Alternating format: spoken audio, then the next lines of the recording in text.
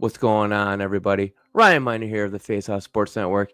And Week 10 definitely had some fantasy football players who did not live up to expectations as we hoped. So this week, I'm going to give you my 5 players that you should be panicking on based on their Week 10 fantasy football performance. But first, let's look at the players that after their Week 9 performance and see how they lived up to expectation. So first up, let's go with CeeDee Lamb.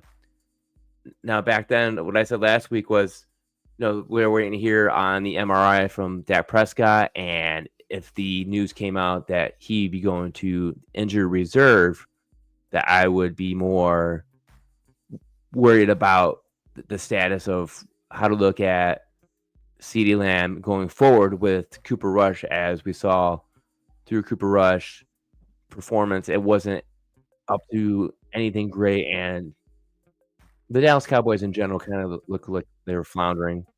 Plus, remember also CeeDee Lamb was recovering off that AC joint sprain, so looking like it wasn't going to be that great. At that point, I said if Dak was fine, I'd put Lamb at a 5 just because of the way he's performing, but that didn't happen as we had Cooper Rush. So Cooper Rush finished 13 of 23 for 45 yards. It was not a good game at all. We did not want to see that. Trey Lance was even in there. So this Dallas Cowboys offense in general is horrible. It's not looking good. Yeah, I mean, Lamb had 10 targets, but couldn't do anything with it. Six receptions, 21 yards. Nothing to really be excited about, especially for your wide receiver one that you have on your fantasy football teams right now. And looking forward at it, it's nothing that I'm looking forward to having with him, as this whole offense just looks like it's in a tailspin. I mean, your best player right now, as of yesterday for that team, was Jake Ferguson, who had 4 receptions for 24 yards. So for the yardage total, wasn't really there. This team definitely needs a lot of work. What's going to happen with Mike McCarthy? What's going to happen to the whole offense in general? I said if Cooper Rush wasn't in the offense, I put that panic level at 7. I'm definitely going higher than that just because of the way they played. I'm putting it full panic. I'm at a 10 out of 10 on him now. So going forward, it's hard to trust CeeDee Lamb as that wide receiver one. I mean, you want those fancy points, but he just isn't producing like I said before. So going forward, wide receiver 2, wide receiver 3, with upside wide receiver 1 if you get that breakaway. But I'm out on CeeDee Lamb going forward. So best of luck to everyone that has them. If you trade him prior to this, congratulations. If you have him, well, I don't know what else you're really trying to start over him. Next player, Chris Olave. And what I said is, with the concussion injuries going on with him, that he'd more likely go to injury reserve. That came true. And as of right now of this recording here on Monday, November 11th, that he will more than likely be out till at least mid-December.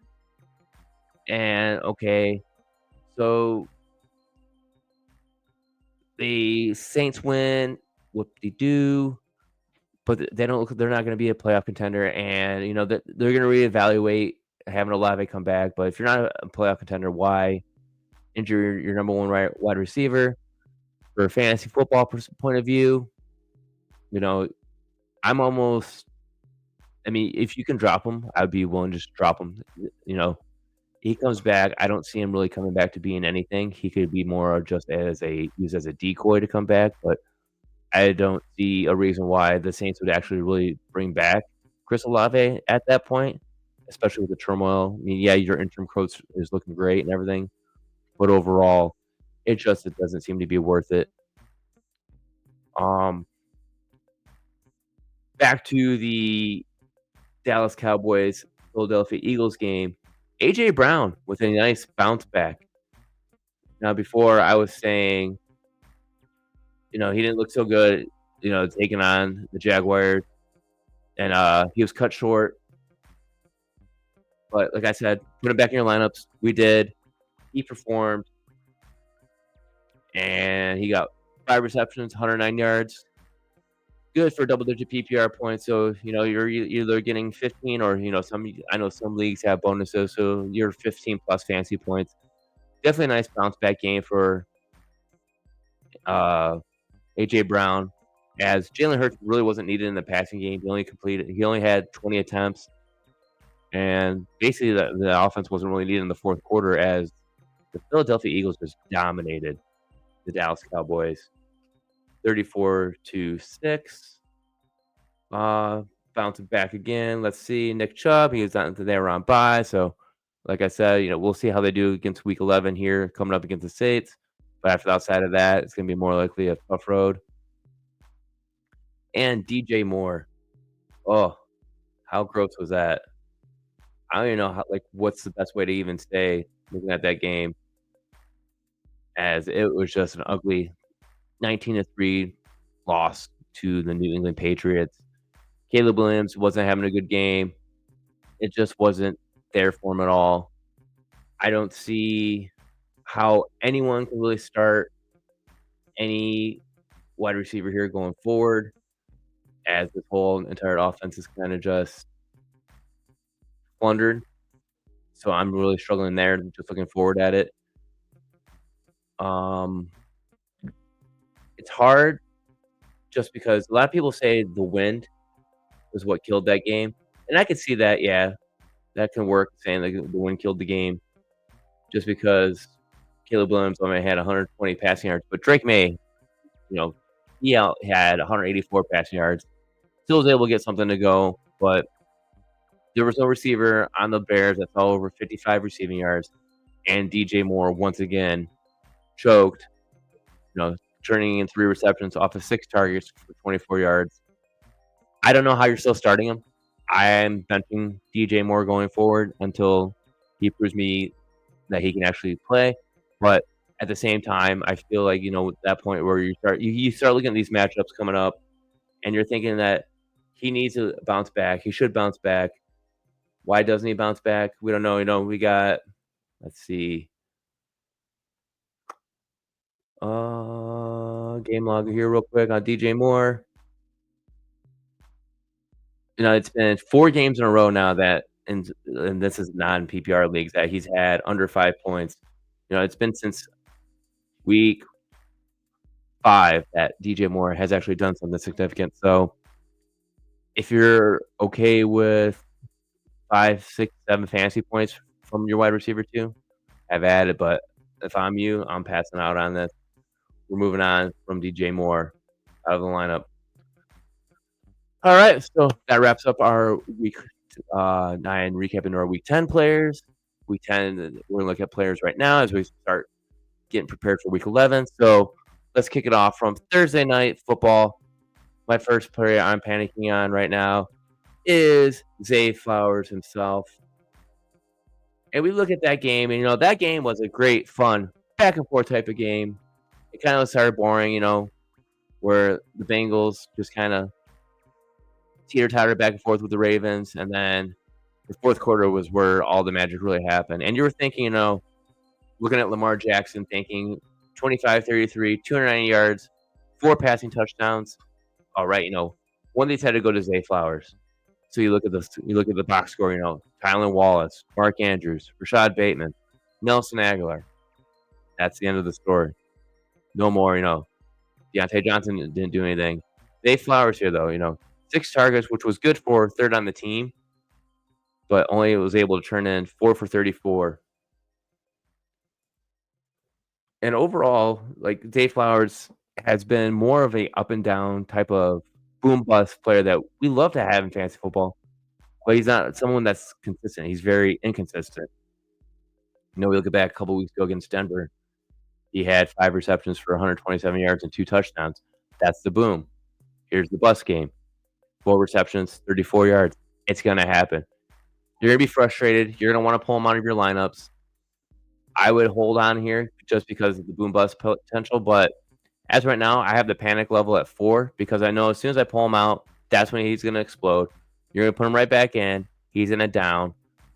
So don't over exaggerate on this. You have to accept the ups with the downs. He's more of I'd say a wide receiver 3 going forward. So look at him going there. My next is Sunday Morning Football. We have Malik Nabers. Now this one, I can say, after watching it, it's got to be more of a Daniel Jones issue. But when it's Daniel Jones, it's the quarterbacks that help out these wide receivers, these running backs. Surprisingly, it's amazing how much the quarterback influences the team. And Daniel Jones just did not look like it. I mean, Daniel Jones had 2 interceptions. He should have easily had a lot more with the way the ball placement was. He had a lot of bad overthrows. He had a lot of bad underthrows. He had throws that he didn't even make at all. Like, I don't even know why. Even Brian Dable was shaking his head as players like Wan'Dale Robinson and Malik Nabers were both open. But, we like seeing Malik Nabers having the 10 targets. That's great for our fantasy teams. But 6 receptions, 50 yards, not exactly what we want. PPR-wise, great. We're still getting double-digit points.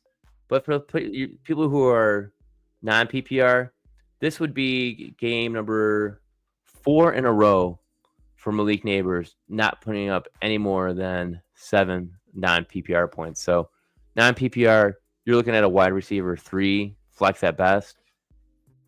Expectations for Malik Nabers going forward, I say we drop him. The panic's at like a 3-4 because, we're looking at him as a fantasy football stud, wide receiver 1 potential going into it. As, the first few weeks, he was dominating. But now it's kind of just what's going on with this. Maybe this whole offense needs a refresh. Maybe it's Daniel Jones. But, do we really want to turn out and see what Drew Lock can do? We've seen what he did the last time. He's a fumble king, so I don't know. I'm going to set the panic level here at a 5. Yes, it's high, or it's higher than it should be to some, but I haven't set it that because I'm lowering my expectations overall on Malik Nabers as more of a wide receiver 2, wide receiver 3. Speaking of lowering expectations, another rookie wide receiver I'm down on, and that's Brian Thomas Jr. He was doing great, prior to the injury of Trevor Lawrence. But Trevor Lawrence, we're now looking at an injury where he will be more likely put on IR for the remainder of the season, possibly. I think it was a hand injury, if I'm correct. But we saw how Mac Jones was looking. It wasn't exactly a type of play that we wanted to see with Mac Jones. And seeing now that's 2 games in a row where he's got 2 receptions, but no yardage really to brag about. I'm more to the point looking at without Trevor Lawrence. AC joint sprain. So yeah, throwing shoulder, AC joint sprain. So we'll see how that goes out. But rumor has it he could be done for the rest of the season. If that's the case, seeing how Mac Jones and Brian Thomas connected, I'm setting my panic at a 7 here. I'm to the point where you almost can't start Brian Thomas. He's more of a bench play. Just wait and see what happens. I know it's hard to believe it, just because a few games ago we were excited to have him with Trevor Lawrence. But with the injury to Trevor Lawrence now, expectations are lowered. Brian Thomas is a hard one to play, start, a flex, anything right now. So best wishes with you guys on that one. I don't know what more to say on that, but it's just, damn, it sucks. Player number 4, he's been here before.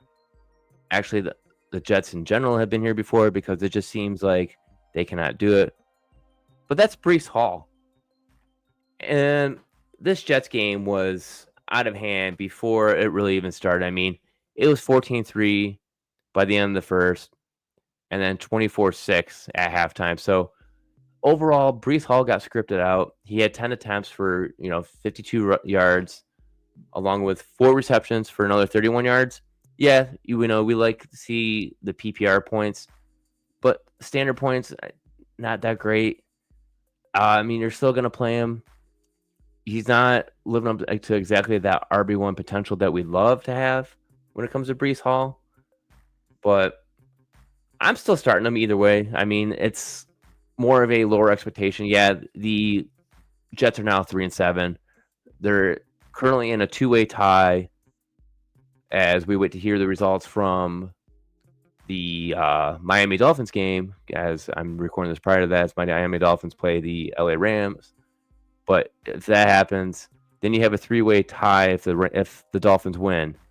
Of three teams at 3-7. So that's not exactly something that we're looking forward to. But this whole team looks like it'd be in a blunder. It looks to be over for him. I don't know. It's not, Devontae Adams isn't the answer. Garrett Wilson needs to be in the ball thrown to him more. And Aaron Rodgers just looks a little bit off. But it seems like the Jets are just going to be jetting here. And then finally, my final player this week is going to be DeAndre Swift. And like I said earlier about the Bears pass catcher, DJ Moore, I'm panicking. But the upside here with Swift is he still had 16 rushing attempts. So I can't knock that off. 17 attempts total. He had one target, caught it for 6 yards. But the 16 rushes were definitely something that are still good. The 59 yards, yeah, it's more of a back-end RB2, high-end RB3. Like, I could compare him with Ramondre Stevenson. Like, he's not that must-start running back. Like, when I look at must-start running backs, I think of, a top 24 running back. That, to me, that's a must-start. He's on the outside looking in. He's anywhere probably between the 25, 32 range, in a 12-team league. So, but the wind, like I said, had a huge factor in it. So that's why Swift was getting more ground attack. It's just that the whole offense kind of just fumbled the whole ball and just kind of just fell on their own face. But Bears are going to bear. It was 13. It was 13-3 at half, and then the final score, Patriots just dominated 19-3. So I'm putting Swift at a solid 4-5-ish right now. I'm not starting him as an RB2. If I had a flex, depending on my league, what type it is, like if it's PPR, I would pass on him and put someone else in there, or maybe another wide receiver, maybe a better running back, depending on what your running backs are. Definitely see. Like, I'd be more than happy. If you guys have any questions, feel free to shoot them down in the comments below. I'll be more than happy to answer them if you have a conundrum of setting your lineup. But outside of that, these running backs are tough to trust. So that's it for my 5 players this week. We got Zay Flowers, Malik Nabers, Brian Thomas, Bree Hall, DeAndre Swift. If you guys have anyone else you want to talk about, feel free to shoot them down below in the comments. Until next time, we'll see you guys next week.